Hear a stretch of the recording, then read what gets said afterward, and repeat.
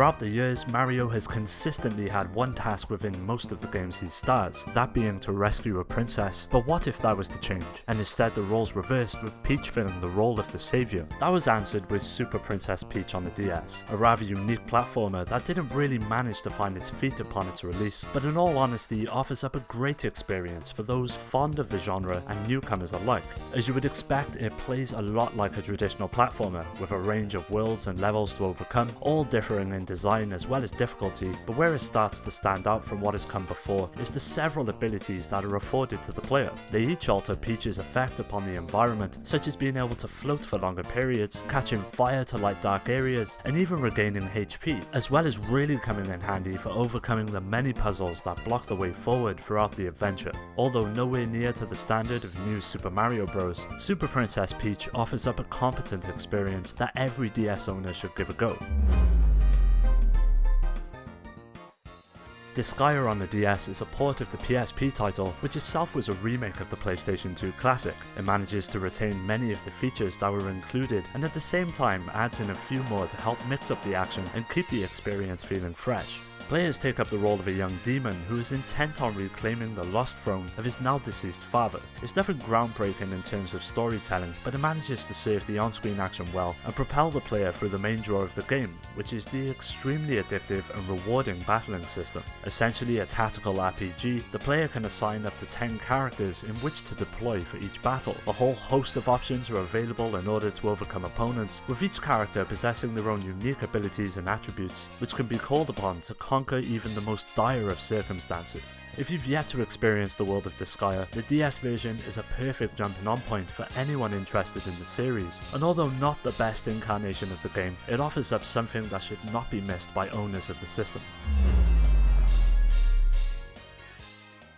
Starting life in the Zelda series as a mere map merchant in Majora's Mask, the character of Tingle has continued to appear throughout the franchise, but it wasn't until Tingle's Rosy Rupee Land that he got a fully fledged adventure to call his own. The objective of Rupee Land is incredibly simple. A lot of the gameplay revolves around sourcing as much rupees as possible. It shares many similarities with the Zelda series, as players can expect to be searching dungeons and solving several puzzles that are set across 3 separate continents that comprise the game world as a whole. To top this off, combat is also included, albeit insanely basic in its execution, requiring the player to only tap on the screen in order to conjure up support to aid Tingle. The more enemies taken out, the higher chances of rare loot being acquired, as well as more rupees for Tingle. If we're honest, it won't be for everyone, but Tingle's Rupee Land is full of humour and charm, which is guaranteed to put a smile on many faces.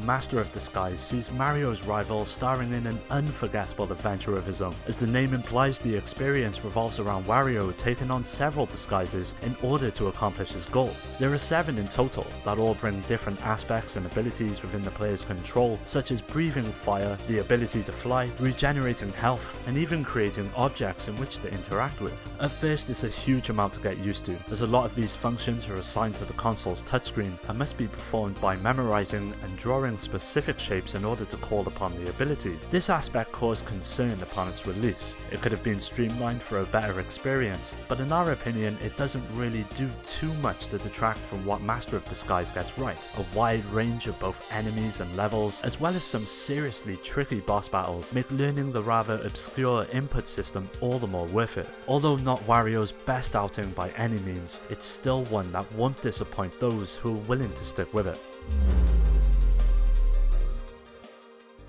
Developed by Sonic Team and released in 2004, Feel the Magic is essentially a collection of minigames that do well to showcase the many different features of the DS system as a whole. Taking full advantage of the touchscreen interface and even the microphone input, there are 3 main modes to choose from, the main attraction being the story mode, which sees the player attempting to win over the love of a lady by participating in minigames that range from intriguing to outright insanity at times, but all do well to keep the player engaged. You'll be tasked with protecting her from several threats, such as stampeding bulls or impressing her with your sweet talk, and even long strolls in the park as you try to put your case forward as to why she should choose you over a rival who pursues you through the proceedings. It's complete and utter nonsense when you think about it, and to be fair, amounts to nothing more than a really neat tech demo for the system, but the absolute variety and uniqueness of the experience goes a long way in making Feel the Magic a game not to pass up on the DS.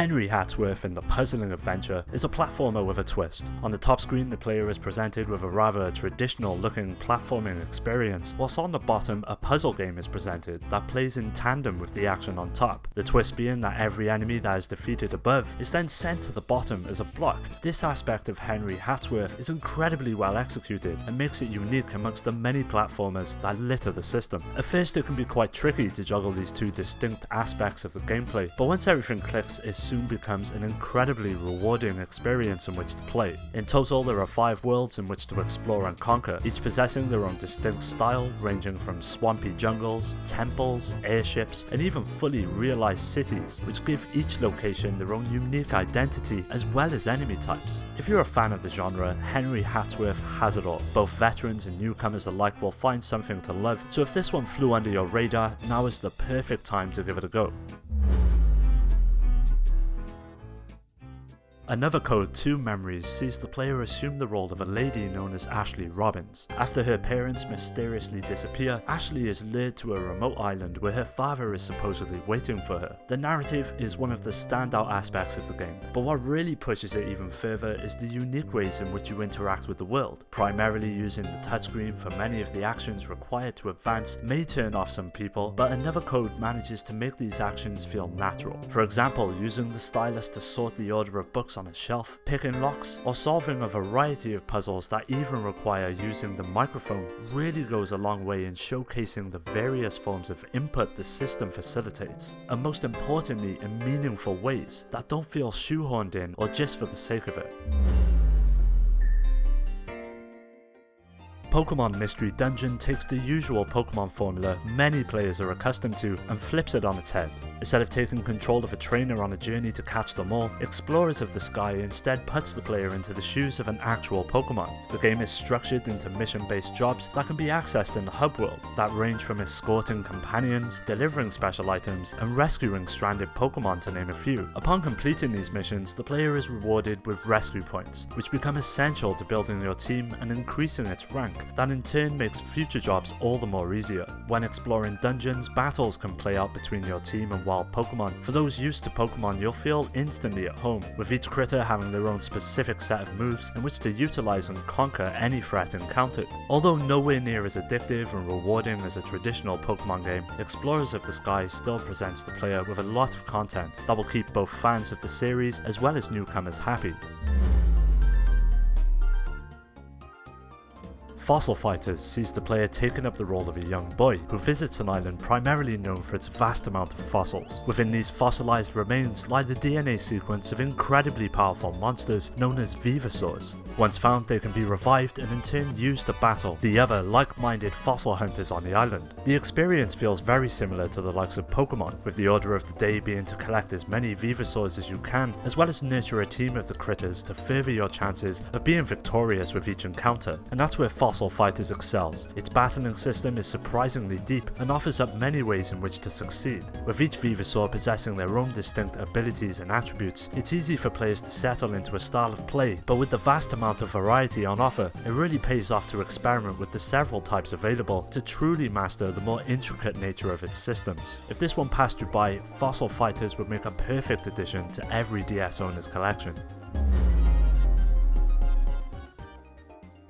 Released in 2011 and developed by CyberConnect 2, Solar to Robo is essentially an action role-playing game that tasks the player with filling the shoes of an adventurer known as Red. What makes the experience stand out is the incredibly lush and vibrant world that the events take place in. A clear level of passion has gone into crafting each environment and character, which does an extraordinary job of building its world and fleshing out the many faces you'll meet throughout the journey. Gameplay-wise, it really comes into its own. A huge variety of activities are on